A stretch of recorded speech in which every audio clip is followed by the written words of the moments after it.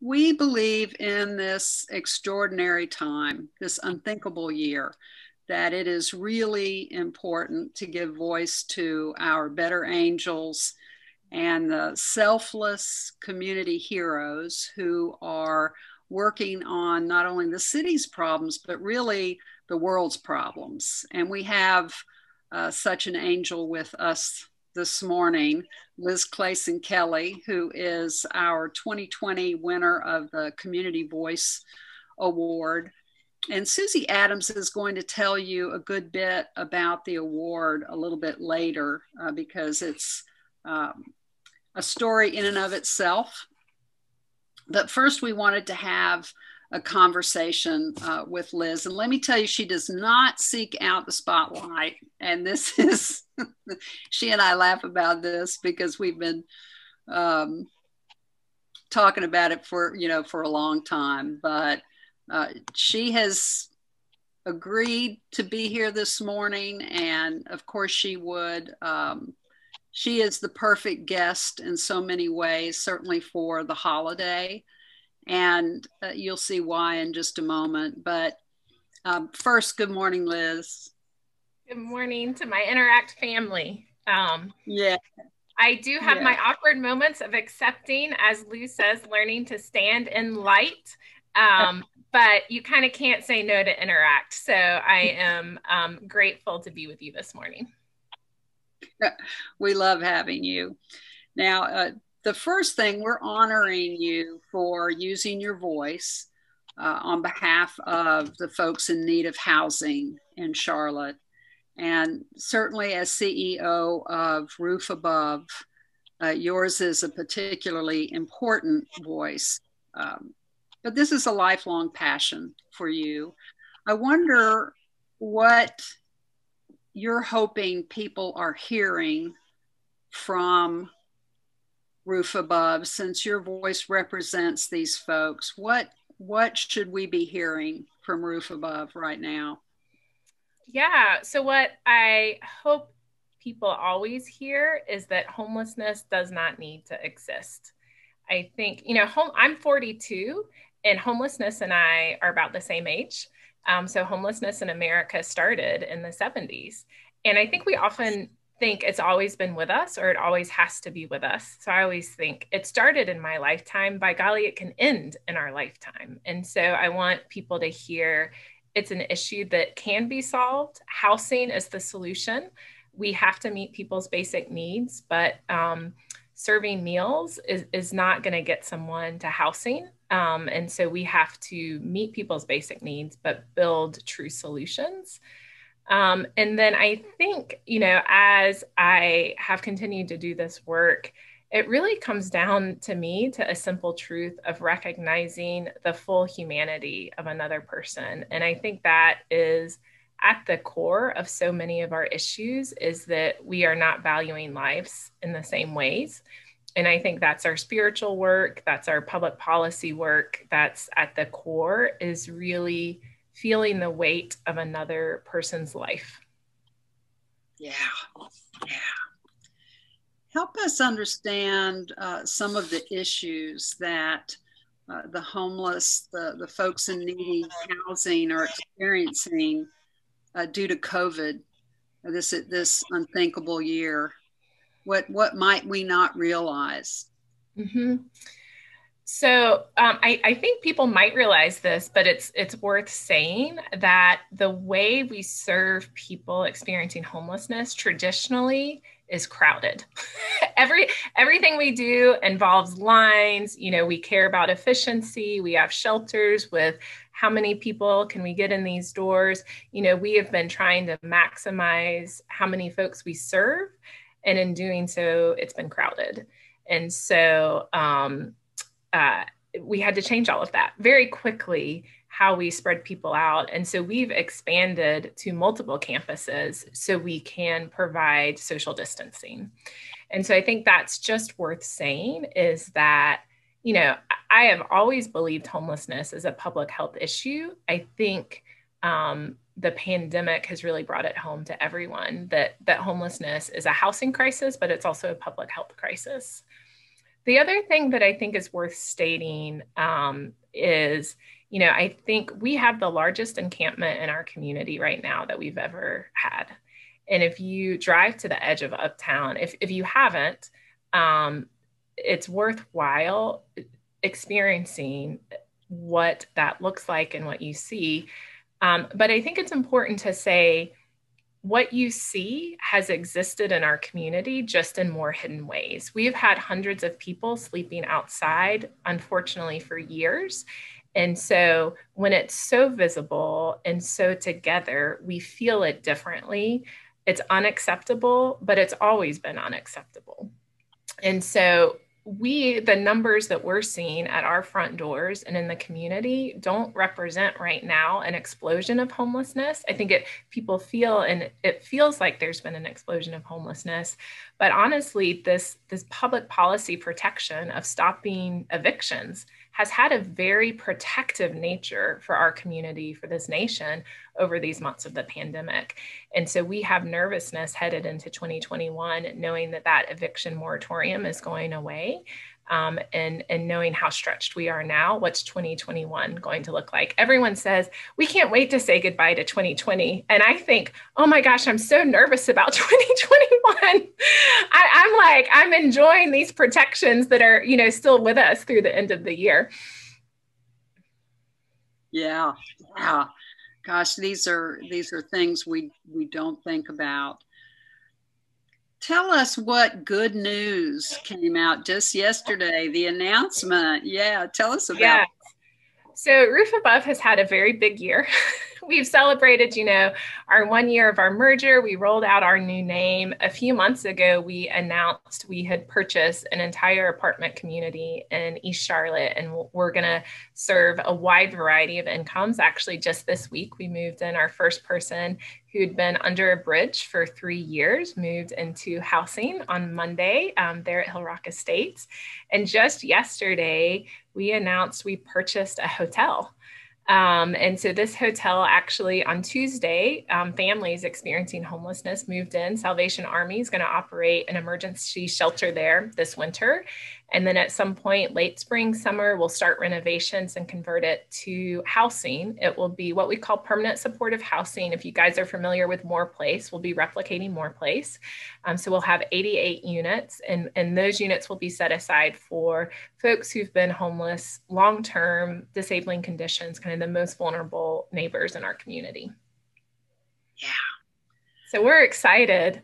It's the generosity of this community that has allowed us to, dream bigger dreams. I think the pandemic, there's so much suffering right now and so much loss. To honor that loss, we must eke every bit of opportunity and learning from this year. And so, hotels and motels, sadly, economically have been struggling during the pandemic, but that does provide an opportunity across the nation to convert hotels and motels into housing. We're by no means the only group doing this, right? So people across the nation, other places in Charlotte are looking at this. So we think it's just a great opportunity, an affordable housing moment to convert hotels and motels. Yeah. You, of course, have led the merger of two agencies, and anybody who's been through that, whether it be a for-profit or nonprofit, it's quite a challenge. Where are you in that merger? And I think everybody here knows about the merger, but you might just explain that. So about 1.5 years ago, Men's Shelter of Charlotte and Urban Ministry Center merged. I think people sometimes think, oh, there's a ton of overlap. That makes a lot of sense. But actually, I say Urban Ministry Center was like a donut where they were providing street outreach, really serving folks on the street on the kind of far end of the continuum. On the other end, More Place and our scattered site housing provided this long-term, very supportive housing, kind of the most intensive housing option. Men's Shelter was like the donut hole that we had emergency shelter, and then we had short-term housing subsidy. So now we've combined all that. So I say we're a baguette now, right? So that's what the merger was about. It's really, we had these complementary services. And mergers are brutal. Like, The things we've done this year, our ability to respond to the pandemic, the purchase of Hill Rock Estates, the hotel, we've had another kind of major housing program roll out in a partnership with the county. I don't think any of that would have been possible had we been separate. So the theory was we're merging to have greater impact, and we have seen that fruit. What I can tell you, and I have some other staff members on this call, and they will give a thumbs up on this. It's kind of like you're a newborn because you're creating, we had to refine our values, relook at our values. We just rolled out a new 401k plan yesterday because, we have too many employees now for the plan we were using, a whole new employee handbook. So it's like you're a startup, but you've started up with we serve 1,200 people a day. So we're this like infant in our infrastructure and our culture, but we have people's lives who are depending on us every day. And so it has been, I am still a new leader. And so, I have a very steep growing curve. And so there's been opportunities for growth and learning. And, we don't always do things right. And so it's been a process, and so grateful for a phenomenal staff who stays with us and gives us grace and those moments of learning. Yeah. Liz, tell us about the personal philosophy that drives your vision. How did you come to be where you sit? Great question. And I think I've probably had different personal philosophies at different seasons, right? Right now, my philosophy is, I'm not interested in being right. I'm interested in getting things done, right? And I think much more in my 20s, I had a much stronger tinge of self-righteousness, and and now I'm just very much interested in impact. I started this work really on the front lines and wanting to be with people experiencing homelessness because of my own brokenness, because of my own wounds. I found a tremendous sense of life and getting to be with the folks we serve, and a tremendous joy in getting to do this work. And so it's really been, the gift of life has been given to me, just way more than I deserve through doing this work. I do think, I am grounded in my faith is really what led me to this work. And I think two things are profoundly true. One is that all people are created in the image of God. And two is that all people are broken. And that's true for every single person on this call. And that's true for every single person who walks through our doors. And so I think it is that grounding and that tension of both those truths that leads us forward. But I say with all seriousness, there is a ton to be enraged about. There is, a ton to be indignant about. But I have found where I am leading now is really around how do we get things done? How do we get solutions on the ground? And how do we meet people's basic needs? One of our core values of Roof Above is solutions oriented. And I really, that is fed to us, my colleagues, help us with that. The folks we serve are incredibly solutions oriented. And so that is a piece of culture that really builds upon itself here. Well, I don't know how you manage to do it, but I always feel filled up, from spending time with you. I think we should just have coffee every morning, and I will go out and deal with the day, and I will not be indignant. But listen, at this point, I'd like to turn it over to Susie to talk about this award. Right. Thank you, Lee.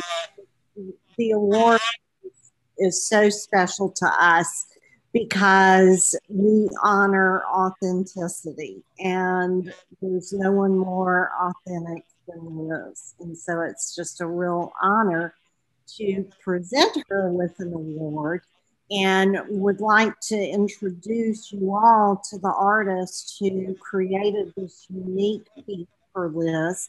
I started following Elijah when he was 13. He's a little bit older now, but I don't think, Elijah, you were able to vote in the election, correct? Elijah's on with us. Elijah, I hope we didn't lose him. Sorry, my phone was muted. Sorry. So you were not able to vote in the election, correct? No, ma'am. Yeah. I'm 15 yet, so got a few years. Yeah, but he is a brilliant artist, and we began working with him last year, creating a piece for this award. And one of the things that we love about Elijah is he's a young man, but he's an old soul. And when you give him a challenge, he embraces that challenge and brings something back that is better than you ever could have expected. So Elijah, I'd love for you to talk a little bit about the bowl, the piece, and the inspiration behind it and what it means. Sure, I'd be happy to.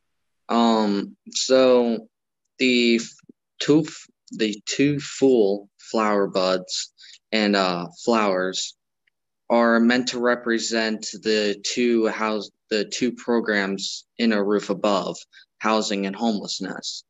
And in the middle, between the two flowers, the glass threads are meant to represent the scattered housing sites that are currently being served at. And the half flower towards the edge of the bowl is meant to represent the people who are still struggling on the outside, but A Roof Above is coming through and trying to help them and serve with them. Right. Thank you. Anything else about the piece? It was just really fun to make, and I'm really happy that it's going to such a good person in the community. Great. Thank you. Thank you so much. Happy to. Liz and Lou, back to you. Yeah, I would love just to share, Patrick, if you would put up the background on the award, just what it means to us. We started this last year on our 20th anniversary, and it's our way of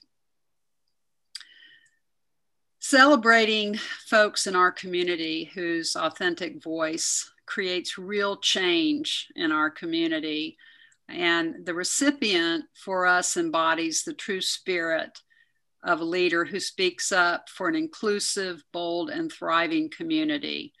And I will tell you that nobody deserves it more than Liz Clasen-Kelly. And so in closing, Liz, will you tell us what it is that you feel is your number one challenge today? I know there's a myriad of them, but in terms of what Roof Above is facing right now, what is number one? So I will answer that only if you first allow me to say some things about Interact. Oh, okay. Now I get to make you uncomfortable. No, I was thinking what Lou has personally meant in my life. I met Lou more than a decade ago. And she has been so generous. And I call her when I'm having leadership challenges or different moments, and she has, taught me multiple times and has taught people, spent time with people that I brought to her. But I was thinking when I was much younger, I had the chance to go to see the David in Italy. And I actually wasn't that impressed, but on the way to the David, there are Michelangelo's unfinished sculptures. And so you have these pieces because Michelangelo had this belief that he just took away the extra stuff, right? And allowed whatever was most true to come out of the piece of material he was working with. And I found those so much more stunning than the finished product. And I think about the profound truth that Interact, who, you know, does very like practical skill-based things, but does it with this philosophy that we are all created to become who we're created to be. And so the folks that Interact just help us take away that extra and just be more authentically ourselves. And what a kind of profound resistance that this is not performance. This is the opposite of performance. It's just becoming. And so I just want to take a moment to say thank you to the Interact family, not just for the practical things you teach us all, but the spirit that is embodied in the philosophy. So it is truly an honor that you are teachers on how to let go and trust who I'm called to be. So thank you. That was my personal moment of privilege. So greatest challenges ahead. So I will just say we're in an affordable housing crisis. We have an economic system that does not provide enough housing at the levels that people need it. Also, my office is a train station and the trains still go by. So if that's too loud, forgive me. And so I can say that kind of older apartments that typically are renting, you know, if rented for $650, $700, $750, all of that's disappearing. And, you know, we're adding granite countertops and charging $1,100 or tearing it down and building luxury product. So we have a fundamental flaw in our system that we have to figure out, how do we intervene? Because while we're excited about the hotel, we have a system that's pushing us to a greater gap, not a smaller gap. So I think that's a challenge. COVID continues to be a challenge. We have been incredibly fortunate, and I'm at a wood table, I will knock on it, that, you know, we have not had, we've had very limited clients that have had COVID, and we have had a limited number of staff members, but we always live with the reality and responsibility that this is a deadly and incredibly contagious illness, and that we're serving vulnerable people. And so we are not out of the woods yet. And so we try not to, we try to let go of the fear and instead embrace the responsibility of this moment. But I think that is a real threat. And then the other piece I would just say is, you know, while we are so excited of all the great news, it is a lot of growth for an agency. And I firmly believe the community has needed us to grow in this way, right? The need is there. And so we just have to make sure that we're supporting our work culture and our infrastructure here to make sure that we can grow sustainably. And so I think that is an internal challenge for us. Yeah. Well, thank you as always, Liz, for the great big old cup of joy that you bring us and for the phenomenal work that you and Roof Above are doing in our community. We are so blessed that we have you as a natural resource. And all of you, for your holiday giving, consider going to roofabove.org. And you can give right online. And if you're holiday shopping for art, you can go to Elijah's website, which Susie put into the chat. There are just some gorgeous pieces there. And certainly, yeah, Liz is showing the one that Susie delivered to her this morning. We are also going to write a check for $1,000 to Roof Above on behalf of the Interact family that loves and honors all the work that you're doing. And for everyone here, happy holidays. Remember to stay tuned for news on our holiday edition coming up in 2 weeks. It's going to be fun, I guarantee it. And to close out, thank you, everyone. And Liz, thank you most of all. We love you. Thank you, Interact family and everyone for joining today.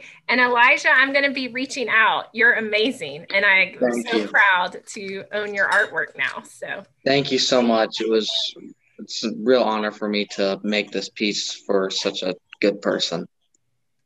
Yeah. Yeah. And please notice that Liz and Elijah in the chat are buddy Kathy Izzard has a note there for you, just saying amazing, Elijah, and also that Liz needs a podcast for monthly inspiration. Wouldn't that be awesome? I just think you want to think about that, Liz. I mean, genuinely think about that, and we'll help you set it up.